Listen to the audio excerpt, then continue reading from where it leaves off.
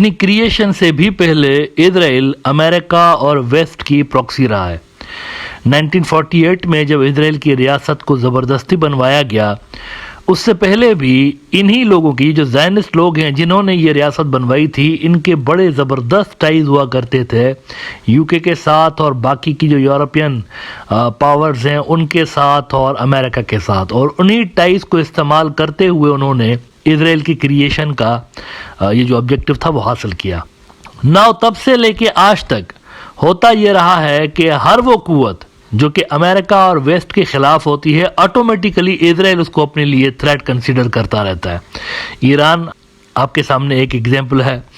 ایران میں جب سے لے کر اسلامی ریولیوشن آیا ہے تو تب سے لے کر اسرائیل سمجھتا ہے کہ ایران ان کے لیے ایگزسٹنشل تھریٹ ہے، اور اسی طرح سے دیگر جو دنیا کی قومیں ہیں جو کہ امریکہ اور ویسٹ کے خلاف ہیں تو ان کے کوئی اچھے ریلیشنز رہے نہیں ہیں اسرائیل کے ساتھ۔ نارتھ کوریا بھی انہی ملکوں میں سے ایک ہے۔ نارتھ کوریا کو بظاہر اسرائیل اپنے لیے نہ تھریٹ کنسیڈر کرتا ہے نہ دوست کنسیڈر کرتا ہے، لیکن کچھ اچھی نظر سے اس کو بہرحال دیکھتا بھی نہیں ہے۔ اسرائیل اور حماس کی جب سے لے کر جنگ چلی ہے تو نارتھ کوریا کے حوالے سے اسرائیل کی کچھ عجیب و غریب قسم کی جو کنسرنز ہیں وہ سامنے آئے ہیں میڈیا میں۔ اسرائیل نے شروع میں یہ الزام لگایا کہ نارتھ کوریا کے جو ویپنز ہیں وہ حماس یوز کرتا ہے۔ یہ جنگ کے شروعات کے کچھ ہی ہفتے کے بعد پہلی مرتبہ اسرائیل نے اتنا بڑا الزام لگایا کہ نارتھ کوریا کے ویپنز حماس کے پاس موجود ہیں۔ لیکن اب اسرائیل نے اس سے بھی بڑا ایک الزام ان کے اوپر یہ لگایا ہے کہ نہ صرف ویپنز بلکہ ٹریننگ اور ٹیکنیکل اسسٹنس بھی نارتھ کوریا حماس کو پرووائڈ کرتا رہتا ہے۔ یہ انہوں نے ایک بہت بڑا الزام لگایا ہے۔ Point to be noted is that North Korea امریکہ کا ویرودھی ہے، لہذا اٹ از کوائٹ پاسبل کہ اسرائیل کے اس کلیم کے پیچھے کہیں نہ کہیں پہ امریکن وہ جو ایک کنسرنز ہے نا وہ بھی کار فرما ہو سکتے ہیں۔ یروشلم پوسٹ نے رپورٹ کیا ہوا ہے کہ North Korea training providing weapons to Hamas, Hezbollah and ہوتھیز، یہ آج کی رپورٹ ہے۔ اس میں وہ کہتے ہیں مزید کہ North Korea operates an illegal arms smuggling network used to finance its nuclear weapons programme across the world according to U S and U N investigators. وہ کہتے ہیں کہ ان کا پوری دنیا کے اندر، پوری دنیا میں ایک نیٹ ورک بنا ہوا ہے جس کے تحت یہ ویپنز، اللیگل ویپنز بیچتے ہیں دنیا کے بہت سارے ملکوں کو، اور ان سے جو پیسے ملتے ہیں وہ نارتھ کوریا والے اپنے اتنے بڑے نیوکلیئر پروگرام کے اوپر خرچ کر رہے ہوتے ہیں۔ دنیا بھر کے سینکشنز ہیں نارتھ کوریا کے اوپر ظاہر ہے، تو ان کے لیے اتنا آسان ہے نہیں لیگل مینز کے ذریعے پیسہ کمانا، ٹریڈ کرنا اور یہ سب کچھ۔ تو امریکہ کو اور ویسٹ والوں کو اور اسرائیل کو ان کی یہ اسسمنٹ ہے کہ اس طرح سے وہ پیسے بنا رہے ہیں اور ان پیسوں کو پھر یہ نیوکلیئر پروگرام میں یوز کر رہے ہیں۔ لیکن اس رپورٹ کا یہ والا جو حصہ ہے یہ بڑا انٹرسٹنگ ہے کہ since these weapons were seized, اچھا یہ ان ویپنز کی بات ہو رہی ہے جو کہ غزہ کے اندر سے ملے ہیں اسرائیلی فورسز کو، اور اسرائیلی فورسز یہ کلیم کر رہی ہیں کہ یہ made in north Korea weapons ہیں۔ تو ان کے حوالے سے یہ کہہ رہے ہیں کہ since these weapons were seized, new information has been published revealing the current and historical relationship between North Korea and Hamas as well as other terrorist organizations including Hezbollah, Islamic Jihad, Syria and the Houthis according to a study by the Stimson Research Institute۔ کئی سارے players کے اوپر انہوں نے الزام لگا دیا کہ حزب اللہ کے پاس بھی نارتھ کوریا کے ہتھیار ہیں، اور اسلامک جہاد کے پاس بھی ہیں، حماس کے پاس بھی ہیں، سیریا کے پاس ہے نا۔ سیریا ایک ایکسیپشنل کیس ہے۔ ویسے سیریا جو ہے وہ ہسٹوریکلی رشیا کے قریب رہے ہیں، اور رشیا اور ان کے اچھے ٹائز ہیں آپس میں نارتھ کوریا کے ساتھ۔ تو سیریا نے ایز اے کنٹری اگر ان کے ساتھ ڈیل کیا ہے نارتھ کوریا کے ساتھ، اس کو آپ اللیگل نہیں کہہ سکتے۔ ہر ملک کا حق ہے اس کو جہاں سے کوئی اچھی ڈیل ملتی ہے ویپنس کی تو وہ لے سکتا ہے، لیکن حزب اللہ، اسلامک جہاد اور حماس کے بارے میں جو وہ بات کر رہے ہیں نا، that is some thing different. اور اسی لیے نارتھ کوریا نے کیٹاگوریکلی ان رپورٹس کو رد کیا ہوا ہے۔ انہوں نے کہا کہ یہ جو اسرائیلی بول رہے ہیں یہ بالکل جھوٹ بول رہے ہیں، اور یہ خود نہیں بول رہے، یہ امریکہ کی زبان بول رہے ہیں۔ ان کو امریکنز نے بولا ہوا ہے تو انہوں نے امریکن رپورٹس کو ریپیٹ کیا ہوا ہے۔ یہ نارتھ کوریا انہوں نے ریسپونڈ کیا ہے اس طرح کے الزامات کے اوپر۔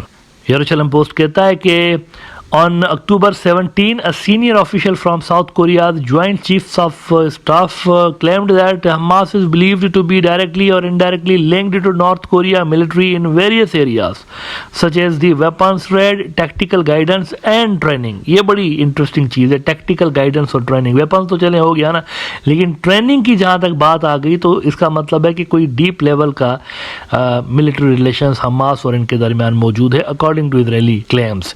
लेकिन आगे नॉर्थ कोरिया वाले इस तरह के इल्ज़ामात को रद्द करते हुए कहते हैं, and I quote the Jerusalem Post, कि North Korea's State Korea Central News Agency KCNA called the allegations that it arms Hamas a groundless and false rumor. It accused the US of creating the conspiracy to deflect from its own complicity in the Gaza war. तो इन्होंने असल में America के ऊपर डाल दिया हुआ है कि ये वो करवा रहे हैं. अमेरिकन से इस तरह की झूठी सच्ची खबरें जो है वो मार्केट में फैला रहे होते हैं ताकि इनका जो रोल है, एक नेगेटिव रोल है इनका गजा की लड़ाई के अंदर, उस नेगेटिव रोल से दुनिया का ध्यान हटाने के लिए वो हमारे ऊपर इल्ज़ामात लगाते रहते हैं. ये नॉर्थ कोरिया वालों ने कहा हुआ है. अच्छा, इल्ज़ामात सिर्फ नॉर्थ कोरिया के ऊपर नहीं है. अगर आप इजरायली न्यूज़ आउटलेट्स और वेस्टर्न न्यूज़ आउटलेट्स देखें तो वो नॉर्थ कोरिया के अलावा रशिया के ऊपर भी इल्ज़ाम लगाते हैं कि रशियंस इनको वेपन्स दे रहे हैं. ऑफ कोर्स ईरान के ऊपर तो वैसे ही लगता रहता है, लेकिन ईरान के अलावा और नॉर्थ कोरिया के अलावा रशिया और चाइना के बारे में भी कहा जाता है कि इन दो मुल्कों के भी वेपन्स जो हैं वो गजा से बरामद हुए. हमास वाले इनके भी वेपन्स यूज़ कर रहे होते हैं. वॉइस ऑफ अमेरिका ने इस पर रिपोर्ट किया हुआ है कि Hamas fights with patchwork of weapons from Iran, China, Russia, North Korea.